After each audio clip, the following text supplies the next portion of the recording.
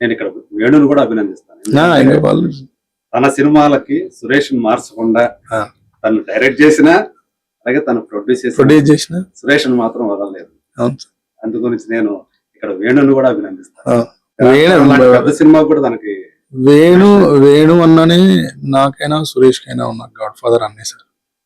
మమ్మల్ని ఆయన డే 1 నుంచి నమ్మిండు, ఇప్పటి వరకు కూడా వదిలేదు, వదలడు కూడా. ఇంకా అంటే తను దర్శకుడు కాక ముందు నుంచి మా ఇద్దరికి పరిచయం. తెలుసు చెప్పించా.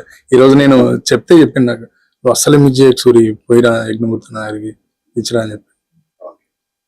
మొత్తానికి అట్లా ఒక మంచి పాటకి నిజంగా ఆదరణ లభించడం అనేది అంటే చాలా మంది చాలా అపోహం అంటే నిజంగా రాజు వెడ్స్ రాంబాయి సినిమాకి నేను తను ఎంత భావోద్వేగంతో ఆ రోజు ఇన్సిడెంట్ చెప్పాడు కదా, చాలా ఎమోషనల్ సార్. అంటే బోస్ని తనలో నన్ను నేను చూసుకున్నాను బోస్లో అని చెప్పేసి ఏదైతే కదిలిపోయి చెప్పాడో అలాంటి కథలు ఎన్ని ఉంటాయి ఇక్కడ సినిమా ఇండస్ట్రీలో చాలా. అయితే ఒక రకంగా ఈ సినిమాకి అలాంటిది ఒక అదృష్టం లాంటిది దక్కిందేమో. నిజంగా అదృష్టమే సార్. వేణన్న బేసిక్ గా ఆయన దర్శకుడు కావాలని వచ్చింది, దర్శకుడు అయిన ఆ తర్వాత ఇంకా విపరీతమైన దాహం ఉంటది సాధించాలని, ఇంకా ప్రూవ్ చేసుకోవాలని.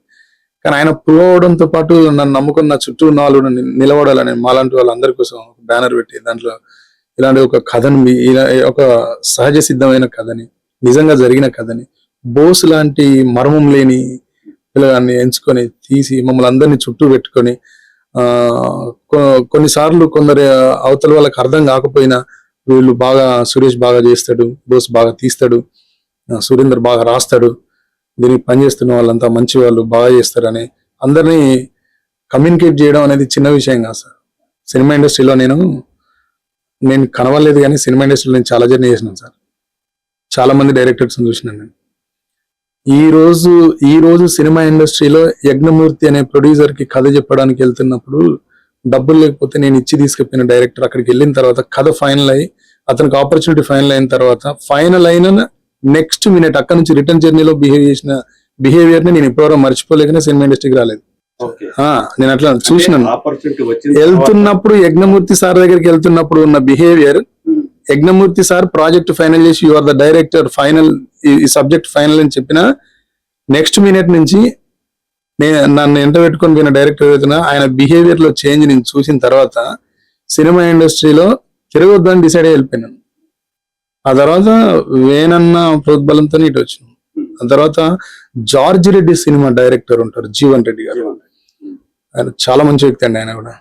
ఆయన కూడా నన్ను డే 1 ఆయనకి నేను పరిచయం అయ్యి రాయల్ ఎన్ఫీల్డ్ పాట రాసిన దగ్గర నుంచి ఈ రోజు కూడా నన్ను వదిలిపెట్టాను. ఆయన సినిమా ఏదైనా ఆలోచన వస్తే, ఏదైనా కథ వస్తే, ఆయనకి ఏదైనా బాగా అనిపిస్తే ఫోన్ చేసి మిట్టపల్లి ఇది బాగుందా, ఎట్లా ఉంది, మనం చేద్దాం, నువ్వు రాయాలని పిలిపించి మరీ కూర్చోబెట్టి మాట్లాడి చెప్తాడు. అట్లా నేను దగ్గర వాళ్ళ చేతనే వచ్చినాను. ఇండస్ట్రీలో వేణన్న లాంటి మనస్తత్వం ఉన్న వాళ్ళైతే చూడలేం సార్.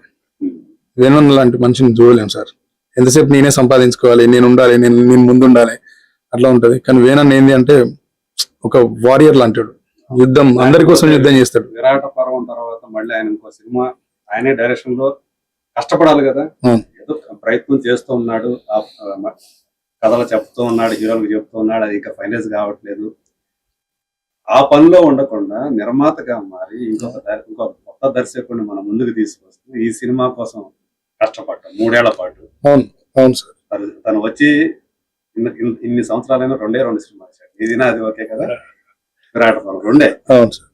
ఇప్పుడు ఒక మూవీని డైరెక్ట్ చేసి నేను అడిగినాను అన్న మీరు సినిమా చేయండి అన్న, మేము ఎట్లా ఎక్కడికి వెళ్ళే వాళ్ళు అక్కడికి వెళ్తారు, ఏముందన్న మీరు సినిమా చేయండి అన్న, ఆల్రెడీ బోస్ ఫైనల్ అయిపోయింది, మాకు ఇది వదిలేసి మీరు సినిమా చేయండి అన్న.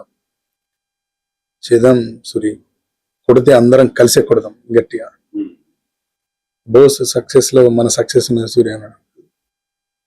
ఇట్లాంటి కథలు తీయడంలో నాకు ఒక సాటిస్ఫాక్షన్ ఉంటుంది సూరి. మనం ఆల్రెడీ ప్రూవ్డ్, మనం సినిమా ఈ సంవత్సరం కాకపోతే ఇంకో సంవత్సరం చేస్తాం, కానీ ఇట్లాంటి కథలు మనం తప్పితే ఇంకెవరు తీయరు సూరి. మనమే ముందుండి తీయాలి, మనమే చెప్పాలి సొసైటీకి. మనం చెప్తే మనలాంటి వాళ్ళు వస్తారు. మన జీవితానికి ఏం డోకలేదు, ఏంటంటే అద్భుతంగా హిట్ కూడా అద్భుతంగా చేద్దాం, మనమే చేయాలి. ఇట్లా ఎదుర్కోవడం నాకు ఇష్టం సూరి, ఇట్లా ఫైట్ చేస్తూ నాకు ఇష్టం అన్నాడు. వేణన్న స్పిరిట్ వేణన్నతో ఉంటే హైలో ఉంటాం అన్న. వేణన్నతో ఉంటే హై అంటే చాలా హై అంటే హైలో ఉంటాం. ఆయనతో డిస్కస్ చేస్తే, ఆయనతో ట్రావెల్ చేసినప్పుడు, అన్నతో టైం స్పెండ్ చేసినప్పుడు బాగుంటది. కేవలం దర్శకుడు కాదుగా, తన రచయిత, కవి, చాలా చాలా నాలెడ్జి ఉన్నటువంటి చాలా హైలీ నాలెడ్జ్. దానికంటే మనం ఒకరికి ఉపయోగపడాలనే మనస్తత్వం ఉన్నాడు సార్. అది చాలా గొప్ప మనస్తత్వం. చాలా రేర్ గా ఉంటారు మనుషులు. రాయల్ కంఫర్ట్ పరిస్థితి ఎలా ఉంది మరి? దర్శకుడుగా ఫస్ట్ ఫిల్మే తను ఊహించలేదు ఇట్లాంటి ఇంత పెద్ద విజయం దొరుకుతుందని. తను అలా అంటే క్లౌడ్ 9 లో ఉన్నాడు అంటారు కదా, అంటే మేఘాల్లో ఉన్నాడు, తెలిపోతున్నాడు. బోస్ కూడా వేణు అన్నలా చాలా ప్రాక్టికల్ మైండ్ సార్. నాకు ఈ సినిమా ఇంకా స్టార్ట్ చేయక ముందు నాకు ఒకసారి కలిశాడు ఇంకొక ఫ్రెండ్ ద్వారా. ఇట్లా బోస్ ఇట్లా సినిమా కోసం ప్రయత్నం చేస్తూ ఉన్నాడు, తిరుగుతున్నాడు అని చెప్పేసి. తర్వాత చూస్తే కట్ చేస్తే వేణు దగ్గర తెలియదు. చాలా హ్యాపీ, చాలా చేసినాం సార్. వేణు అన్న దగ్గరికి పోవడానికి ముందు నాకు కూడా వచ్చి కలిసింది సార్. సురేష్ బొబ్బిలి పరిచయం చేసిన, అన్న ఇట్లా మనోడు ఒకడు ఉన్నాడు అన్న, కథ ఉంది వినన్న. అప్పుడు గంగుల కమలాకర్ గారు ఫిలిం చేద్దాం సూరి అని నాకు ఒక ఆఫీస్ పెట్టించుండే. నేను గంగుల కమలాకర్ గారికి లైన్ చెప్పిన, బట్ ఆయనకు అప్పుడు అర్థం కాలేదు. అంటే ఆయన చాలా టెన్షన్ లో ఉన్నాడు. ఆయన రిజెక్ట్ చేసిన. అక్కడ కూడా పట్టుకొని తిరిగినాం. బోసు చాలా మంది దగ్గర తిరిగినాం. ఫైనల్ గా దాన్ని వేనన్న డే 1 దాన్ని ఫైనల్ చేసి పడేసి. బోసు చాలా ప్రాక్టికల్ అన్న. ఈ సక్సెస్ ని మేము ఎంజాయ్ చేసినంత కూడా బోస్ పెద్ద దాన్ని కనెక్ట్ చేసుకోలేదు, దాన్ని ఫీల్ కాలేదు. బోస్ హిట్ కొట్టినాం. వేణన్న, సురేష్ బొబ్బిలి, నేను, చైతు జొన్నలగడ్డ అన్న, హీరో హీరోయిన్, అండ్ ఈటీవీ నుంచి సాయి గారు, బిట్టు, నితిన్, అండ్ మన రాహుల్ మోబిదేవి గారు, మేము అసలు టీమ్ లో అందరూ ఎంజాయ్ చేస్తున్నాం. కానీ బోస్ వాట్ నెక్స్ట్ అనే దాంట్లో ఉన్నాడు. ఆయనకు సక్సెస్ అయిన ఉన్నప్పుడు ఒక 2-3 days ఎంజాయ్ చేసిండు. దీన్ని ఎట్లా నిలబెట్టుకోవాలనే టెన్షన్ లో ఉన్నాడు ఆయన. ఇప్పుడు ఇట్లా మేఘాల్లో తేలిపోతున్నట్టు, గాల్లో తేలినట్టుంది, గుండె పేలినట్టుంది, అక్కడ లేడు మనోడు. ఏంది నెక్స్ట్ ఎట్లా కొట్టాలి దాని మీద ఉన్నాడు. ఆయనకు అందరు చుట్టుముట్టిండు ఆయన.